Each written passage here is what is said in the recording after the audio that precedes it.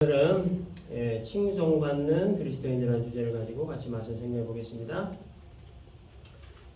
오순절 날 임하신 성령으로 권능을 받은 이 제자들은 뜨거운 마음으로 이제 복음을 전하기 시작을 하죠.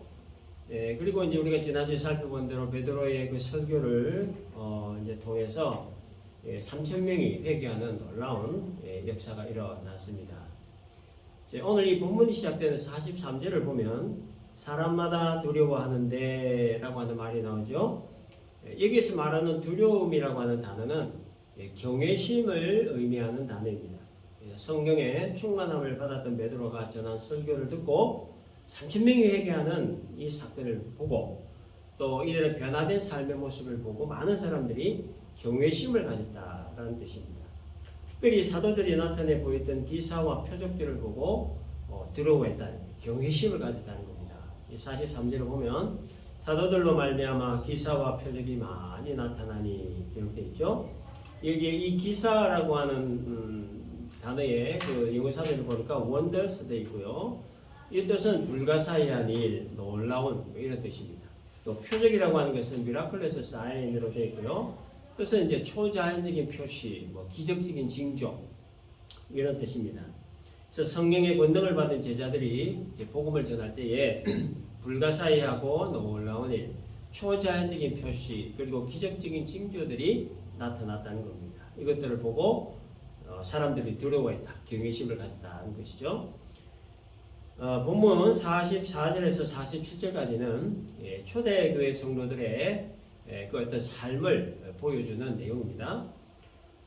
사회주의자들이 이 내용을 잘못 인용하고 잘못 해석하고 적용을 해서 사회주의 이론을 뽑아내게 됐습니다. 이 본문에서 사회주의 이론이라고 하는 것은 잠시 말씀드리면 이렇습니다.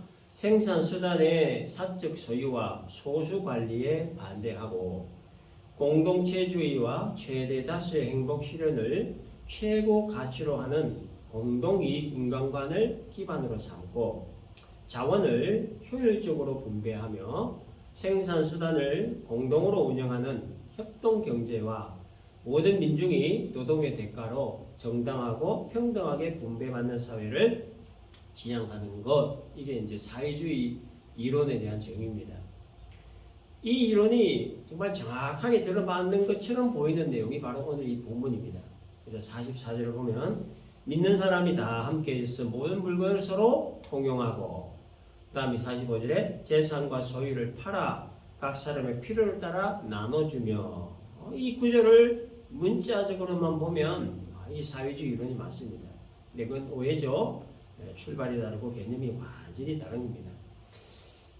믿는 사람이 다 함께 있어 모든 물건을 서로 동용하고 또 재산과 소유를 팔아 각 사람의 필요를 따라 나눠준다는 거. 여러분 이게 정말 가능한 일일까요? 이론적으로는 가능합니다. 이론으로는 타임머신도 얼마든지 만들 수 있습니다. 근데 실제로 이런 일이 가능하겠습니까? 네 것 내 것 구별 없이 모든 것을 공동으로 소유하고 공동으로 분배한다라고 하는 것은 이론은 참 멋지고 환상적인데 실제로는 불가능합니다. 이유는 인간에게 있는 소유욕과 축적욕 때문이죠. 인간에게는 기본적으로 내 것으로 소유하고 싶던 어떤 소유욕이 있습니다. 그리고 소유한 것을 모아서 쌓아 놓으려고 하는 축적욕, 이 소유욕, 축적욕이 있기 때문에 이 공동 소유, 공동 분배는 이론만 가능한 것이지 실제로는 불가능한 일이라는 겁니다. 그런데 예외적으로 딱 한 번 본문에 등장하는 초대교회에서는 가능한 일이었습니다. 이게 어떻게 가능한 일이었는가 하는 것을 알려면 당시 초대교회의 그 상황, 그 배경을 먼저 이해를 해야 합니다. 당시에 이 초대교회 성도들은 예수님이 승천하시는 장면을 직접 목격했던 사람들이었습니다. 그리고 예수님께서 승천하실 때 흰옷 입은 두 사람이 했던 얘기 있죠. 하늘로 올려지신 이 예수는 하늘로 가심을 본 그대로 오시리라. 이런 말을 했고 이런 말을 직접 들었던 사람이었습니다. 그런데 그 말을 들었던 사람들이 조금 오해를 한 것이 하나 있었는데 그건 뭐냐? 승천하신 예수님이 다시 오신다라고 하는 그 날에 관한 겁니다. 그 날. 흰옷 입은 두 사람이 예수님이 언제 다시 돌아오신다라고 하는 그 날에 대한 말을 하지 않았어요. 근데 사람들이 이제 오해를 한 거죠. 예수님이 가셨다가 금방 다시 올 것이다. 이렇게 생각을 했다는 겁니다. 그래서 한 며칠쯤 있다가 다시 오실 거야. 뭐 이렇게 생각을 했다는 거죠.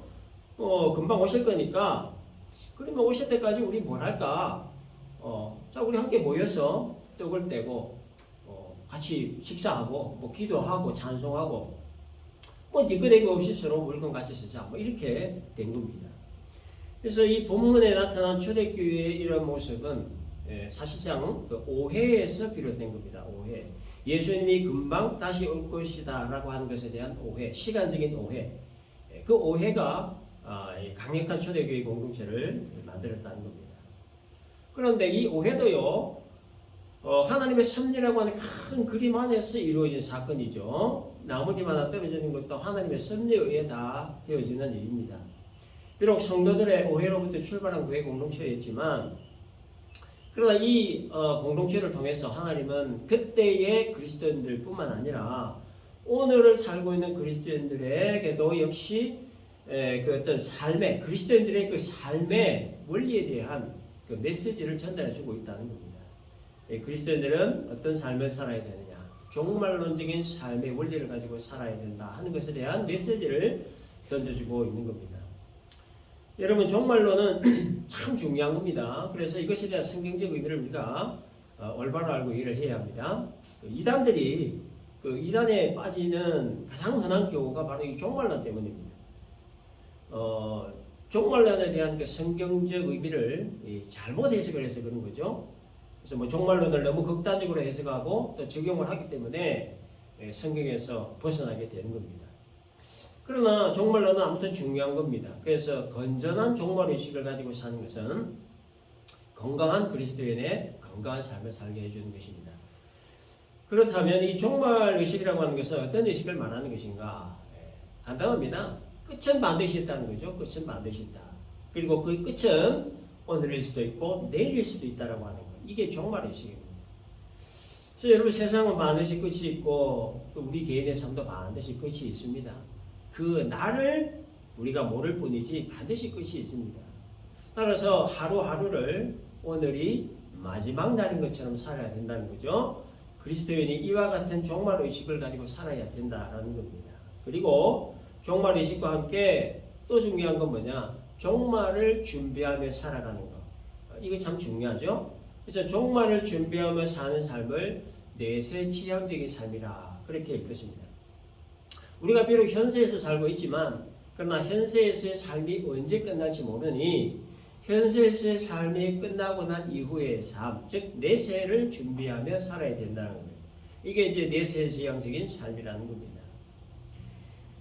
내세 지향적인 삶을 사는 데 있어서 여러 가지 걸림이 있습니다만은 그래도 가장 큰 걸림이 아무래도 돈이 아닐까 싶습니다.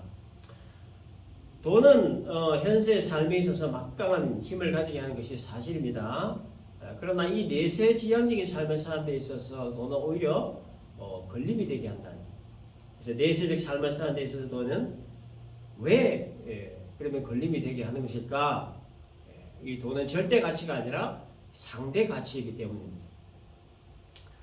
여러분, 크루즈 여행을 하다가 큰 폭풍을 만나 배가 파손했다고 가정을 해봅시다. 가정.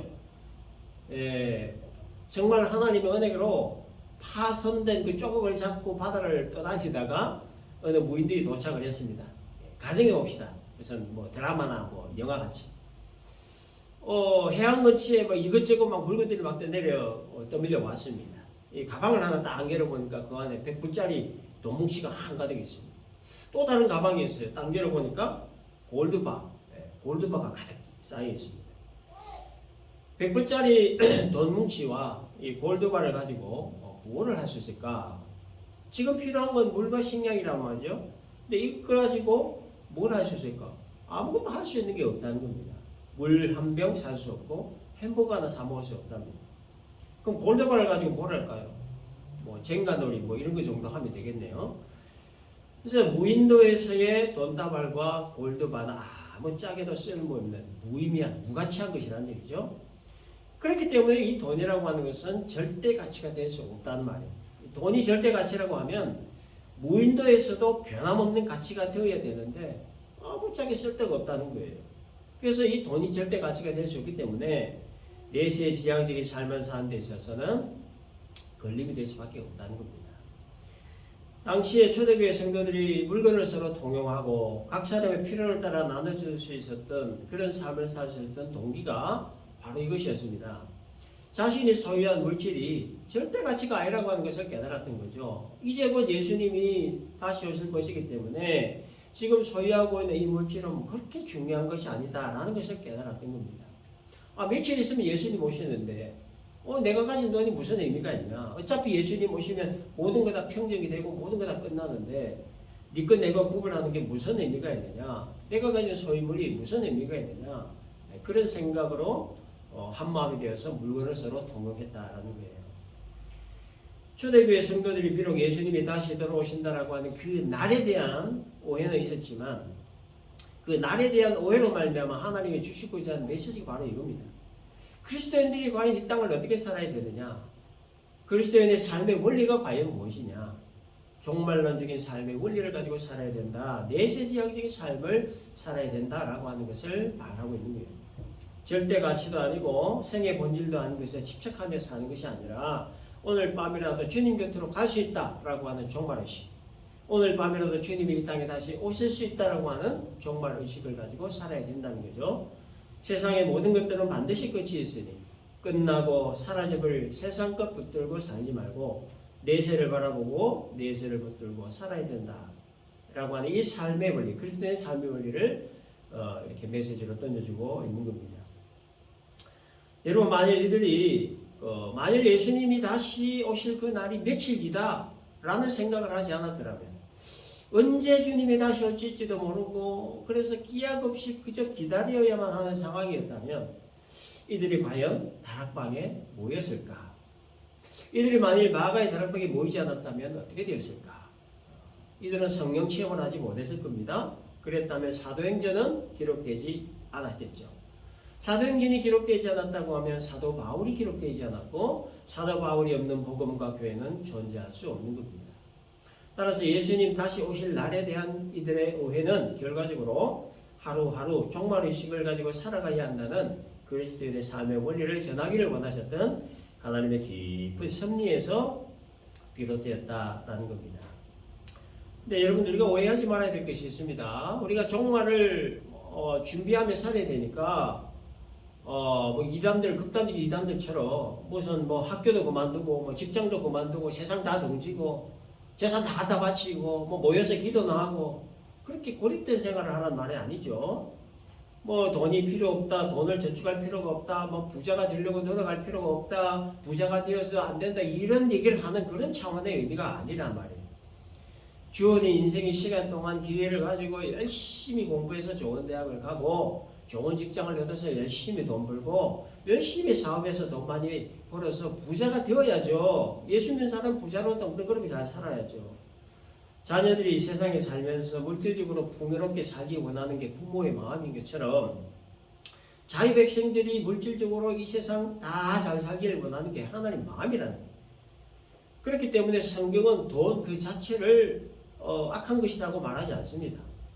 또 뭐 청빈하게 사는 것을 꼭 무슨 뭐 물질적으로 가난하게 사는 거 그게 청빈한 삶이다 그렇게 말하지도 않습니다. 대기업 회장이라도 얼마든지 청빈한 삶을 살 수 있는 거죠. 부 자체를 악하다고 하거나 이렇게 정지하거나 그러지는 않는다는 겁니다. 그러나 성경은 디모데전서 6장 10절에서 돈을 사랑하는 것이 일만하게 뿌리가 된다고 말하고 있죠. 돈 그 자체는 인간의 삶에 있어서 중요한 수단이기 때문에 선한 것도 아니고 악한 것도 아니고 그저 수단이지만 그러나 돈 그 자체를 목적으로 사는 인생은 문제가 된다는 거예요. 그래서 디모데전서 6장 9절에 보면 부활이 하는 자들은 시험과 올무와 여러 가지 어리석고 해로운 욕심에 떨어지나니 그 사람으로 파멸과 멸망에 빠지게 한다 이렇게 말씀하고 있는 겁니다. 돈은 선한 것도 악한 것도 아니지만 그러나 그 돈 자체에 목적을 두고 살면 여러 가지 해로운 일들이 발생하게 된다는 거죠. 시험에 들기도 하고 올무에 걸리기도 하고 어디서 해로운 욕심에 빠지기도 하고 그래서 결국 파멸과 멸망으로 빠지게 하는 그런 해로운 증상들이 나타나게 된다는 겁니다. 그래서 돈을 사랑하는 것이 일만하게 뿌리가 되는 것이라고 성경은 말하고 있는 거죠.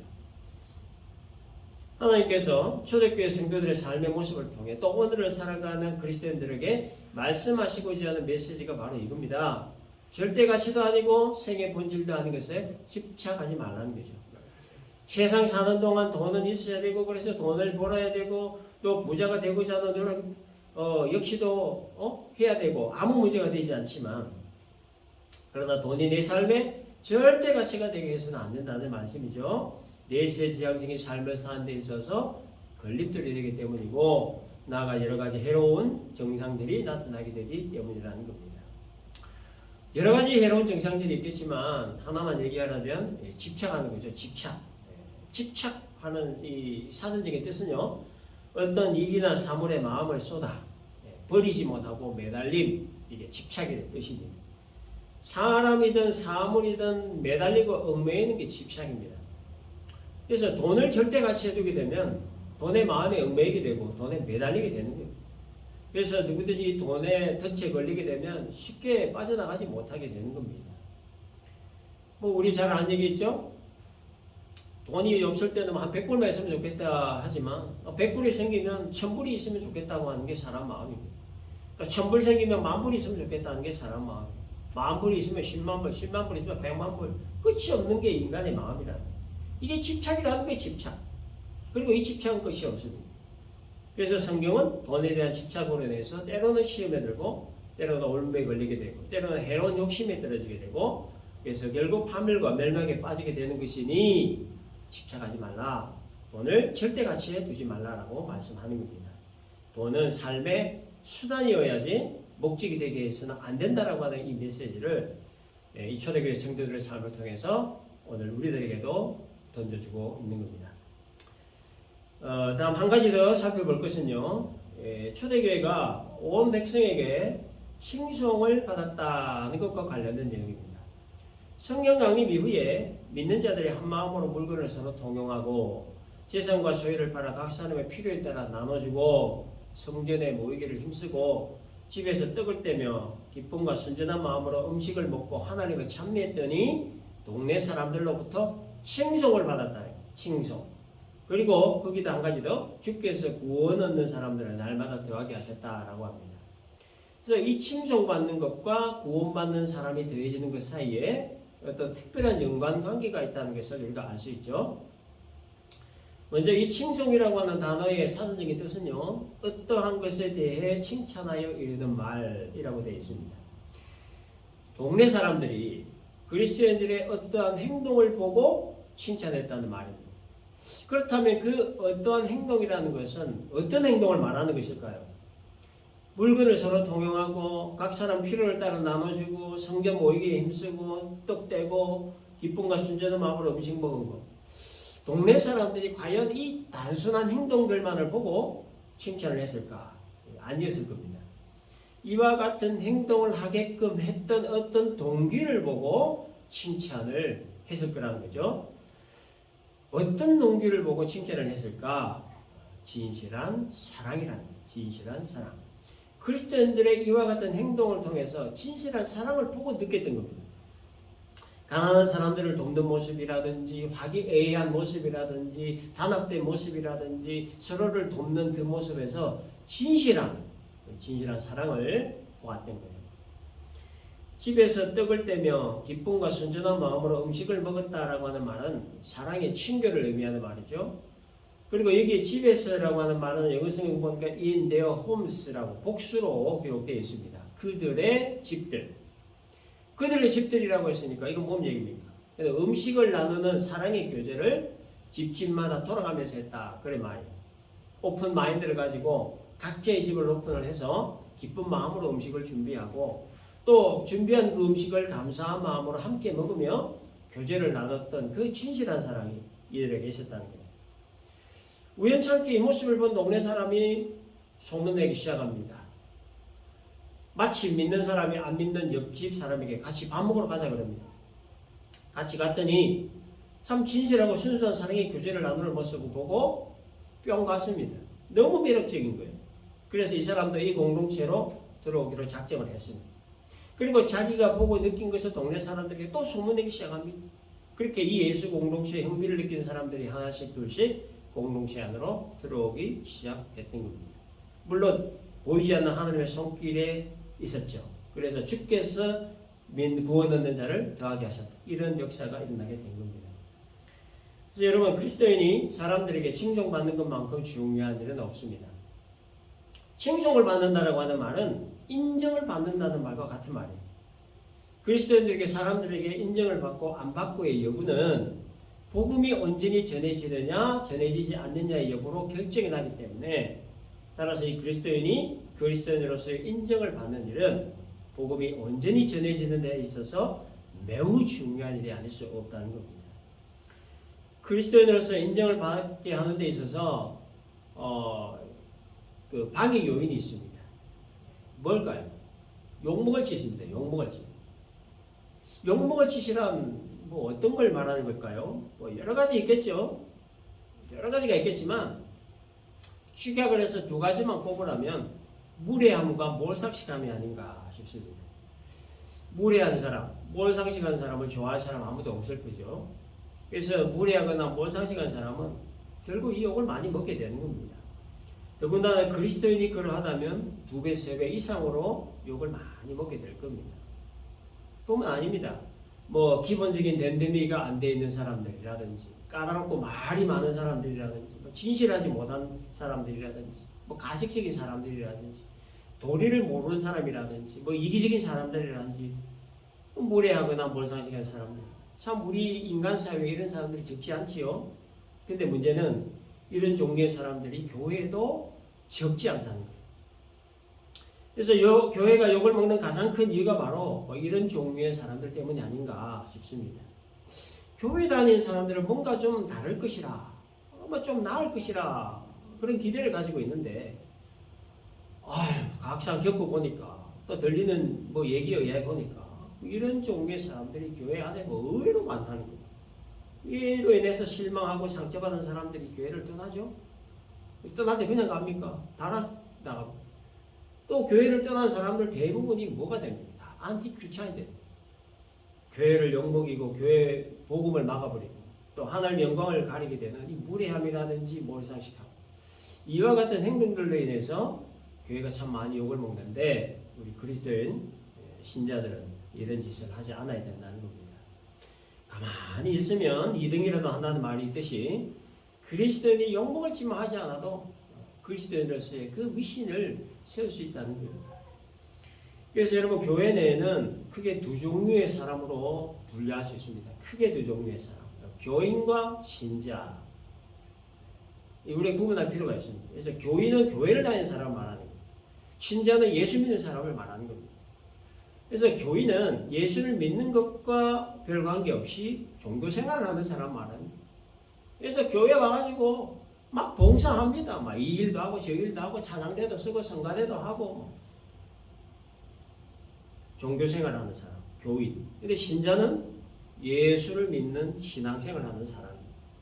그래서 이 교인과 신자, 그리고 종교생활과 신앙생활의 차이는 그 속에 그리스도의 생명이 있느냐 없느냐의 차이입니다. 그리스도의 생명이 있느냐 없느냐의 차이는 성령이 내주하시느냐 안 하시느냐의 차이죠. 그래서 교인은 그리스도의 생명이 없으므로 성령이 내주하지 않습니다. 신자는 그리스도의 생명이 있으므로 성령이 내주하십니다. 그리스도의 생명이 있는 신자, 성령이 내주하시는 신자의 가장 큰 특징은 뭐냐? 중생했다는 거예요. 거듭났다는 거예요. 중생한 자는 성령이 내주하시기 때문에 성품이나 인격을 변화시켜 갈 수 있도록 성령께서 도우시고 생각이나 말이나 행동을 신자의 모습으로 변화시켜 가시는 거예요. 이걸로 신학적 용어로 성화의 과정이라 그렇게 읽겠습니다. 그러나 그리스도의 생명이 없는 자, 성령이 내주하지 않는 교인은 이 성화의 과정을 걸어갈 수 없기 때문에 변화가 나타나지 않습니다. 그래서 교인은 10년, 20년 교회를 다니고 30년 교회를 다녀도 항상 그 자리에 있습니다. 그 모습이 변화되는 게 아무것도 없습니다. 성품도 안 변하고 인격도 안 변하고 생각이나 말이나 행동 아무것도 변함이 없어요. 잠잠하게 뭔가 좀 포장이 되어져 있더라도 여차하면 옛 성품, 옛 인격이 그냥 툭 튀어나오는 거예요. 그러나 그리스도의 생명이 있는 자, 성령이 내주하는 신자는 성화의 과정을 걸어갈 수 있도록 성령께서 도우시기 때문에 성품이 변하죠. 인격이 변합니다. 말과 행동이 변하게 되는 거예요. 그리스도 예수의 성품으로 아주 미약하지만 조금씩 변해가는 겁니다. 비록 타고난 성품이나 후천적 영향으로 인해 삐뚤어진 그 인격이 삐뚤게 형성되었을지라도 그 안에 그리스도의 생명이 있고 성령이 내주하시는 신자가 되었다고 하면 삐뚤어진 그 인격도 교정하시고 성품도 성령께서 조금씩 교정해 가신 성화의 과정을 걸어갈 수 있도록 도우시는 겁니다. 그래서 신자가 되면 작년이 다르고 올해가 다르고 또 내년이 다른 거죠. 1년이 다르고 10년이 다르고 20년이 다른 겁니다. 예수의 성품으로 변화되어 가기 때문에 다른 거죠. 그래서 여러분 이 기독교를 다른 말로 변화의 종교라 이렇게 읽기도 합니다. 예수 안에 들어오면 그 사람이 누구든지 그 사람의 과거가 어떠하든지 반드시 변하게 된다는 거예요. 도둑놈도 변하고 강도도 변하고 장녀도 변하고 살인범도 다 변한다는 거죠. 왜 변할 수밖에 없느냐? 예수 안에 있는 자는 새로운 피조물이 되기 때문입니다. 고린도후서 5장 17절에 그런즉 누구든지 그리스도 안에 있으면 새로운 피조물이라 이전 것은 지나갔으니 보라 새 것이 되었다 라고 말하죠. 그리스도 예수 안에 있는 자는 누구든지 새 것이 되었다는 거예요. 새 것이 되었다는 말이 바로 변화되었다라고 하는 거예요. 예수 안에서 다시 태어났다는 얘기입니다. 그리고 로마서 12절 2절을 보면 너희는 이 세대를 본받지 말고 오직 마음을 새롭게 함으로 변화를 받아 하나님의 선하시고 기뻐하시고 온전하신 뜻이 무엇인지 분별하도록 하라 하는 말씀이 있습니다. 마음을 새롭게 함으로 변화를 받으라 하는 말씀이 참 중요합니다. 마음을 새롭게 하면 변화가 일어난다는 거죠. 마음을 새롭게 하기 위해서 어떤 변화가 있어야 돼? 생각의 변화가 있어야 된다는 거예요. 마음이라고 하는 것은 생각을 담는 그릇이기 때문입니다. 따라서 이 변화의 출발점은 생각으로부터 비롯되는 겁니다. 그래서 여러분 우리가 믿음이라는 단어를 참 많이 사용합니다. 교회에서. 근데 여러분 이 믿음이 뭡니까? 주여 믿습니다. 뭐 이게 믿음이냐? 주여 믿습니다. 아무런 목에 핏대를 쓰고 외쳐도 이 사도대로 저리로 옮기라 그런 믿음이 있을지라도 이 생각이 변하지 않으면 아무 변화가 안 나타나는 거예요. 그래서 변화를 일으키지 않는 믿음은 결국 헛된 믿음이 될 수밖에 없다는 겁니다. 민수기에 나오는 12명의 정탐꾼 이야기 우리가 잘 알죠? 가나안 땅을 탐지하고 들어온 정탐꾼 두 그룹으로 나눠졌습니다. 한 그룹 10명은 가나안 땅에 대해 악평을 했고 나머지 2명은 좋은 땅이라고 했습니다. 두 그룹의 결정적인 차이가 뭐였습니까? 생각의 차이라는 거죠. 생각의 차이. 가나안 땅에 들어가느냐 못 들어가느냐를 결정적이게 했던 그 차이가 뭐냐? 생각의 차이였다는 거예요. 똑같은 조건과 똑같은 상황에서 생각을 어떻게 하느냐? 생각의 차이에 따라서 정반대의 결과가 나왔다는 겁니다. 그러므로 좋은 말과 좋은 행동 그리고 믿음의 말과 믿음의 행동은 좋은 생각에서 나온다라는 겁니다. 그렇다면 이 좋은 생각은 어디로부터 오는 것이냐? 좋은 생각은 하나님의 말씀에 의해서 나오는 겁니다. 히브리 4장 12절을 보면 하나님의 말씀은 살아있고 활력이 있어 저희 날선 어떤 검보다도 예리하여 혼과 영감의 관절과 골수를 찔러 쪼개기까지 하며 또 마음의 생각과 뜻을 판단한다 이렇게 말씀합니다. 하나님의 말씀은 한마디로 전인격을 변화시키는 원동력이다 그런 뜻이에요. 생각은 물론이고 마음을 새롭게 하게 하고 말과 행동을 변화시키고 예수의 성품을 닮아가게 하시는 그 원동력이 바로 하나님의 말씀이라는 거예요. 그래서 교회에 처음 들어와가지고 곧바로 신자가 되는 일은 극히 드물죠. 누구든지 교회에 처음 오면 교인으로 출발합니다. 그러나 1년이 지나고 10년이 지나고 나면 교인 아니면 신자로 구별됩니다. 그래서 교인과 신자를 구별하는 그 기준이 뭐냐? 하나님의 말씀이라는 거예요. 교인으로 출발한 그 심령에 하나님의 말씀의 씨앗이 잘 심겨져 있느냐 그렇지 않느냐의 여부로 10년 후에도 여전히 교인의 상태에 머물러 있을 수 있고 1년 만에 신자가 될 수도 있다는 거예요. 문제는 교회 안에 신자를 가정한 교인들이 적지 않다는 겁니다. 근데 이거는 어느 교회나 가지고 있는 공통적인 문제 중에 하나입니다. 한 10% 이렇게 뭐 정확한 건 아니지만 한 10% 이렇게 본다 하더라고요. 이제 신자를 가정한 교인들의 변화되지 않은 생각, 변화되지 않은 말과 행동, 변화되지 않은 옛 성품들로 인해서 결국 교회가 욕을 먹고 신자들이 욕을 먹고 하나님의 영광이 가려지게 된다는 거예요. 그러므로 교인은 신자가 되기 위해 하나님의 말씀의 씨앗을 부지런히 심령에 심어야 돼요. 또 신자는 신자의 모습을 유지하기 위해 말씀을 항상 가까이 두며 살아야 되는 겁니다. 말씀을 보고 듣고 읽는 가운데 깨달은 말씀에 순종하는 삶, 적어도 순종을 위한 몸부림이 있는 삶을 살아야 되는 겁니다. 이것이 바로 변화된 신자의 건강한 삶의 모습이라는 거예요. 말씀을 정리하겠습니다. 내세 지향적인 삶을 사는 것은 그리스도인의 건강한 삶이라고 하네요. 그리스도인은 어디에 있으나 또 누구에게든지 욕먹을 짓을 했으나 안 된다. 특별히 무례함이라든지 몰상식함 같은 것 이런 것들을 우리가 철저히 우리가 경계하고 조심해야 된다. 좋은 말과 좋은 행동은 좋은 생각에서 나오고 그 좋은 생각은 하나님의 말씀으로부터 나오는 것이므로 말씀을 항상 가까이 두어야 된다는 것. 오늘 말씀 잘 기억을 하시고 우리로 하여금 예수를 영접케 하시고 또 성령을 내주하게 하셔서 신자가 되게 하신 하나님의 은혜 우리가 늘 감사 감격하며 하루하루 더 깊은 하나님 말씀을 보고 듣고 읽고 묵상하며 살아감으로 말미암아 우리의 삶의 영역에서 관계 맺고 있는 모든 사람들로부터 칭송받는 인정받는 참된 그리스도인 참된 신자 될 수 있기를 주님의 이름으로 축원합니다.